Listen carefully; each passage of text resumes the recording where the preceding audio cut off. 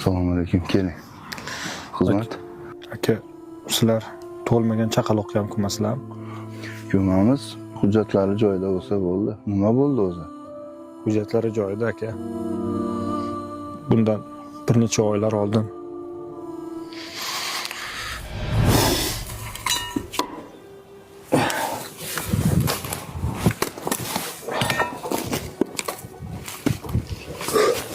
Dadasi, kelamiz. qarang.